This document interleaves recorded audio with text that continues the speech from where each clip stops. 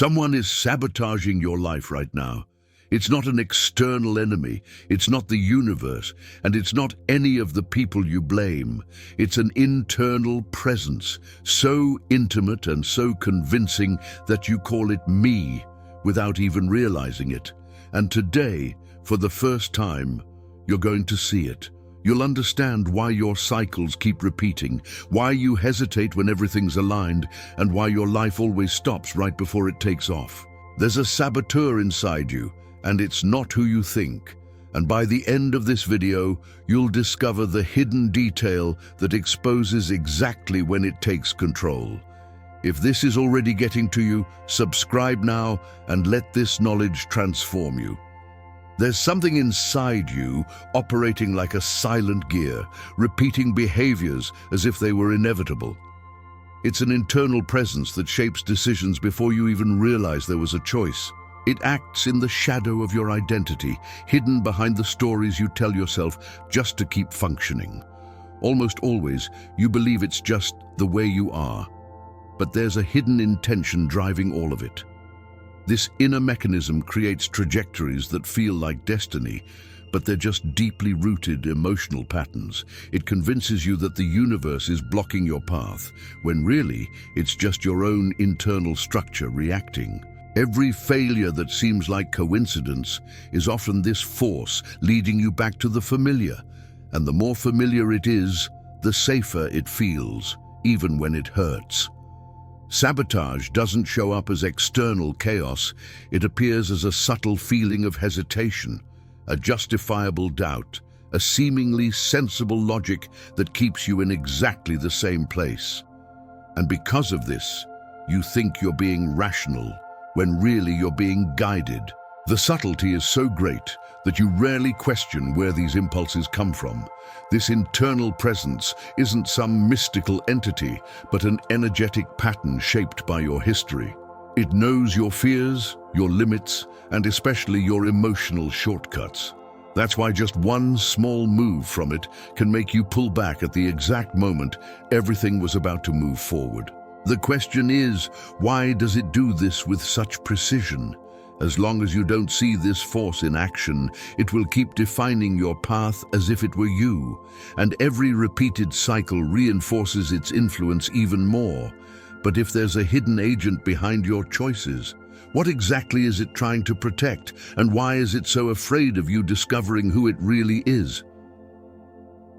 At some point in your life, you've felt a clear impulse to move forward, but something inside you hit the brakes. It wasn't explicit fear, nor obvious insecurity. It was that subtle, almost elegant feeling that it's not the right time.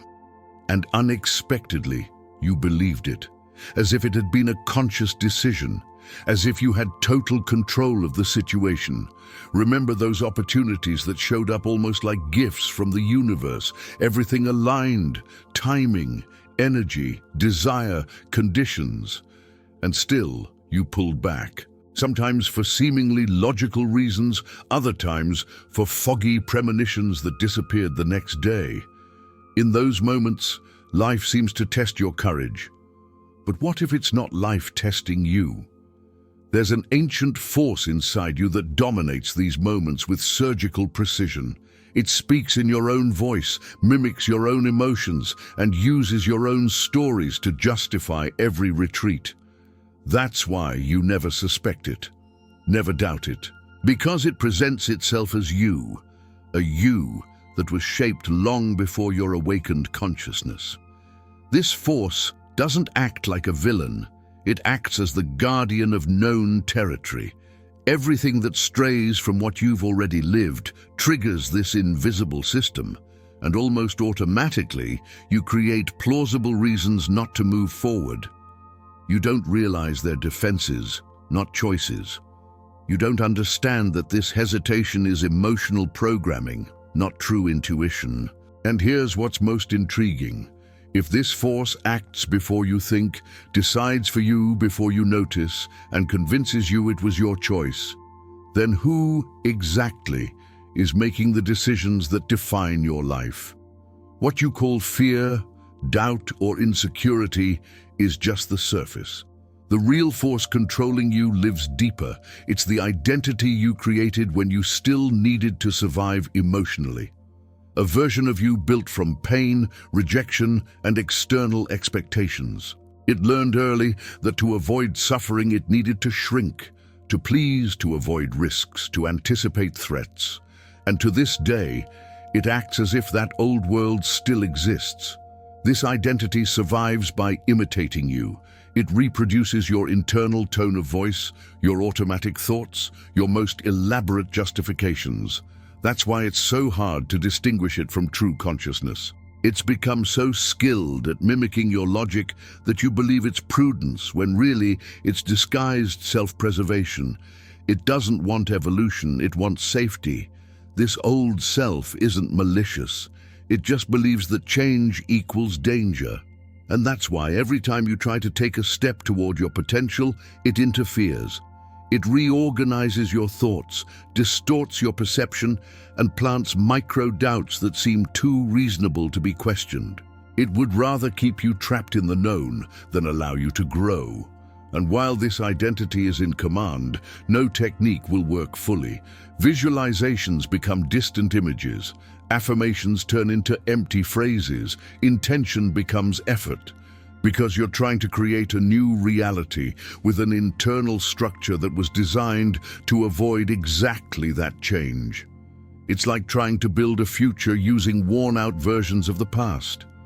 But if this old identity is stuck in control, then where is the real you, the one who can actually manifest what you desire, and why hasn't it taken that place yet? Now that you're beginning to perceive the presence of this old identity, observe the way it manifests. It rarely presents itself as direct sabotage. It appears as a subtle feeling of inadequacy when something good approaches. It's as if an invisible hand held your chest and whispered, "This doesn't fit you." Not because it's true, but because it doesn't fit the version of you it's protecting. This force also acts when you try to expand your life. A silent discomfort emerges, almost emotional, as if wanting more were a spiritual crime. You feel like you're asking for too much, advancing too much, dreaming too much. It's the emotional echo of a past that taught you not to shine. The saboteur doesn't fear failure, it fears growth, because growth requires a new identity. Another sign is the perfection of the justifications. When you're about to act, thoughts emerge with mathematical coherence. It's not the right time. It won't work. Maybe I'm not ready. The logic seems so solid that you don't question it. But notice, the saboteur always uses logic, never emotion. It knows that rational arguments are the hardest chains to break. To begin dissolving this structure, you don't fight this identity, you replace it. Identify the self you truly want to be, the one who acts, advances, manifests, and trusts. Every conscious choice in that direction weakens the old self's dominion. It's not an internal war, it's a change of command. When the new self begins to act, the old one loses function. But there's a final piece to this process that almost no one notices. If the saboteur acts to protect your old identity, what happens when you finally become someone who no longer needs that protection? The truth that almost no one sees is that the internal saboteur isn't an enemy, but an outdated guardian. It was created to protect you at a time when you had no strength, consciousness, or voice. It formed to endure pain you couldn't name. And since then, it acts as if it's still in that same world, trying to prevent you from living any experience that seems bigger than the version you once needed to be. This guardian believes it's saving you. Every doubt it creates is, to it, an act of care. Every hesitation, a shield. Every justification, an attempt to ensure you don't get hurt like before. It doesn't realize that by keeping you safe, it also keeps you small. It doesn't understand that what was once protection is now a prison. The twist is that it can't be destroyed, can't be fought, because it's part of your story, not a mistake in it. The only way to dissolve its dominion is for you to become someone so different, so conscious, and so aligned with your future that this old version simply has no function anymore. That's how it disappears, not through force, but through transcendence. And this explains why superficial changes never work. You can adjust thoughts, repeat affirmations, visualize new paths, but if you keep living from the identity this guardian protects, everything stays the same. Energy responds to what you are, not what you desire. And while the old self is in command, the universe simply reflects the past. The question that remains is simple and powerful. If the saboteur is just the shadow of who you were, who do you need to become so it can finally rest? Now that you've seen who's really sabotaging your life, something essential shifts inside you. You realize it was never a lack of capability, strength, or spirituality. It was just an old identity trying to protect you from a world that no longer exists. And when you recognize this, energy begins to reorganize around you. Starting today, every conscious choice already weakens the dominion of that old self.